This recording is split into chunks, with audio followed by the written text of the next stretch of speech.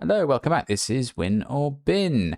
I've got a game here for you today, which isn't a new game. It's actually been about since 2020, and it's a game I've had pretty much since the word go. There is a reason I'm reviewing this now, though, and over the years it's had lots of updates, lots of attention from the developer, but they have just released the American Revolution iteration in Theatre of War.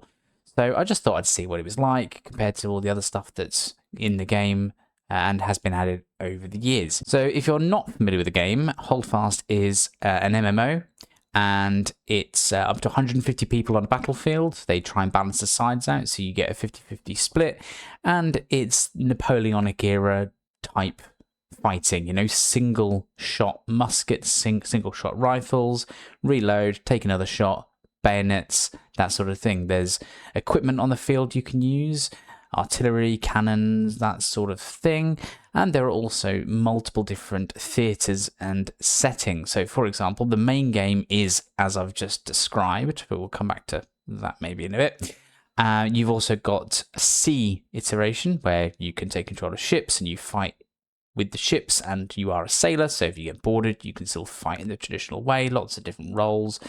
The other one is a World War I setting, which is, as it says in the tin, you fight in the trenches, and there's various different weapons based on that. There's actually some automatic weaponry in that one. Now, I'm going to avoid talking about the World War I iteration and the setting at sea, because although they're actually really good, nobody plays them. So if you try to go onto the servers to find enough people to make a good game of it, they're pretty much dead. So I'm not going to talk about those at all. I'm going to be talking about Holdfast Nations of War, which is primarily the Napoleonic era.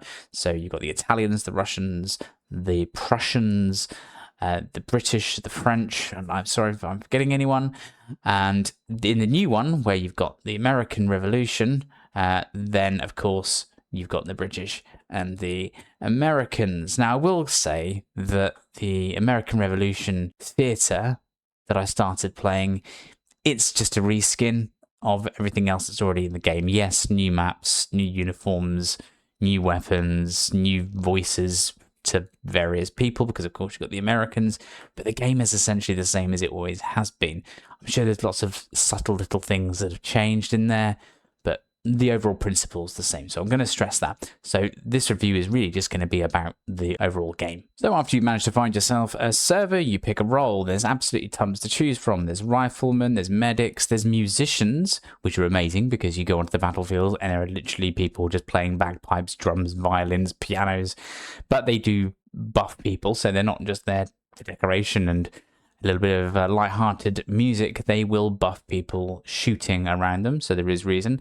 I like playing the guard role because for me, you buff people and you get points for that, but you've got a pretty reasonable weapon there as well, and you can certainly kill people from a good range. So I like the guard role myself, but there is a load of other things: engineers, artillery people, cannoneers, that sort of thing. But there's endless amounts of roles and a load of different things that you can do with them. The battles themselves are engaging, they're intense. If you have your speakers or your headset on loud, there's some great explosions, some great gun effects. The guns feel meaty as well, they don't feel flat. I know it's one shot at a time, but that shot does sound good and does feel good. And yeah, everything is very immersive and enjoyable, but you do feel like you are really there in the heat of battle all the time. But that might be because of the community, and you've got so many people around you the whole time on microphones talking. And for me, it's the most balmy, insane community ever. There's people talking crap most of the time, taking on the role of officers, putting on funny voices. There's people just playing random modern day dance music over the top, and you've got to bear in mind the era you're in. That's really funny. Such a strange community, but I wouldn't change it. It's excellent. It looks nice too. The uniforms of the soldiers are fairly accurate, I believe, from my historical knowledge. And the guns too, I think, look the part.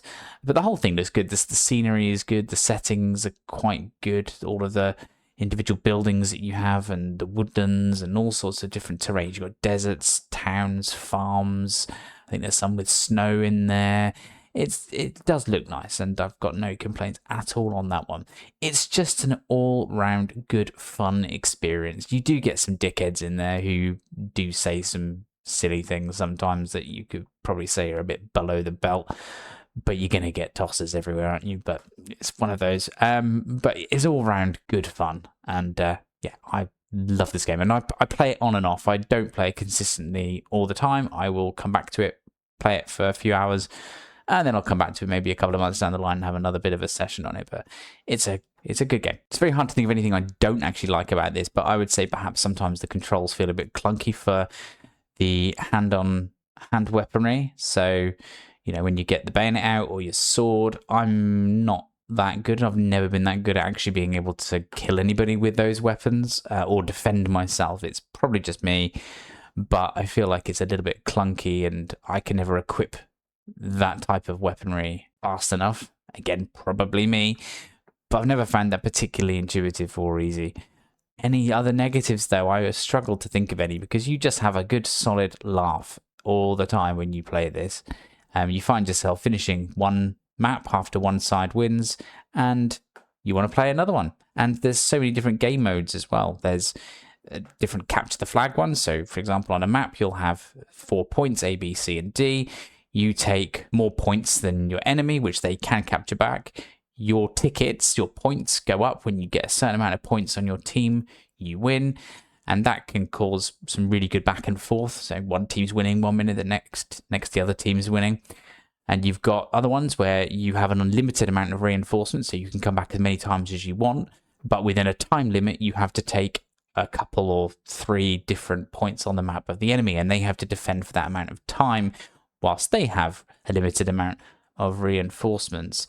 There is also just full-on try and kill as many of the enemy as you can. So you've both got, for example, 700 reinforcements each. The person who runs out of reinforcements first essentially will lose. So lots of different things to do here. Good value for money, absolutely. And I think you'll have a great time. So this is a review of an older game, but it was prompted by the update of the American Revolution, which I must say is just fluff.